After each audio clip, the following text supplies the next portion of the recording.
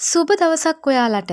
ඉතින් රාජ්‍ය සේවයට යන්න හීන දකින ඔන්න ඔයාට සුබ ආරංචියක් අරගෙන තමයි අද ආවේ. ඉතින් නිකුත් 2025 10යි 27 වෙනි දින පැවති අමාත්‍ය මණ්ඩල රැස්වීමකදී ගත් තීරණයක් තමයි ඉදිරියේදී රාජ්‍ය සේවයට 8547ක් බඳවා ගන්නා බව. ඉතින් මේ සම්බන්ධව සියලුම විස්තර දැනගන්න වැඩි කතා නැතුව අපි යමු වීඩියෝ එකට.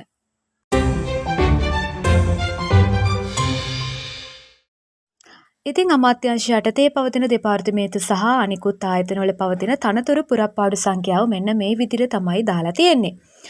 ඒ අනුව අධ්‍යාපන උසස් අධ්‍යාපන හා වෘත්ති අධ්‍යාපන අමාත්‍යාංශයේ පුරප්පාඩු සංඛ්‍යාව 79යි, සෞඛ්‍ය හා ජනමාධ්‍ය අමාත්‍යාංශය 120යි, වරාය සහ සිවිල් ගුවන් සේවා අමාත්‍යාංශය 44යි, රාජ්‍ය පරිපාලන පළාත් සභා සහ පළාත් පාලන අමාත්‍යාංශය 17යි, කෘෂිකර්ම පශු සම්පත් ඉඩම් හා වාරිමාර්ග අමාත්‍යාංශය 123යි, වෙළඳ වාණිජ ආහාර සුරක්ෂිතතා සහ සමූපකාර සංවර්ධන අමාත්‍යාංශයේ පුරප්පාඩු 1යි, මුදල් ක්‍රම සම්පාදන හා ආර්ථික සංවර්ධන අමාත්‍යාංශය 310යි, ධීවර ජලජ සහ සාගර සම්පත් අමාත්‍යාංශය 1යි, ඩිජිටල් ආර්ථික අමාත්‍යාංශය 1යි, ප්‍රවාහන මහාමාර්ග සහ නාගරික අමාත්‍යාංශය 48යි, විදේශ කටයුතු විදේශ රැකියා සහ සංචාරක අමාත්‍යාංශය 54යි, ග්‍රාමීය සංවර්ධන සමාජ ආරක්ෂණ සහ ප්‍රජා සවි බල ගැන්වීමේ අමාත්‍යාංශය 6යි, ඒ වගේම තරුණ කටයුතු සහ ක්‍රීඩා අමාත්‍යාංශය 355යි, මහජන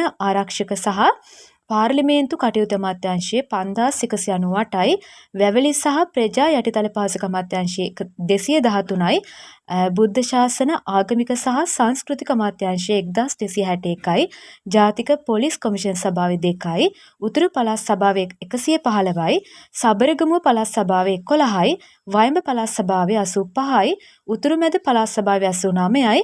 මෙන්න මේ විදිහට තමයි මුළු සංඛ්‍යාව 8547ක් පුරාපාඩු තියෙනවා කියලා දාලා තියෙන්නේ. ඉතින් ඉදිරියේදී මේ අමාත්‍යාංශවල ගැසට් වන සියලුම රැකියා විස්තර මේ නාලිකාවෙන් ඔබට අරගෙන එනවා. ඉතින් ඔයා තාමත් අපව subscribe කරලා නැත්නම් දැන්ම subscribe කරලා තියාගන්න. ඒ වගේම මේක තවත් කෙනෙකුට දැනගන්නත් share කරන්න.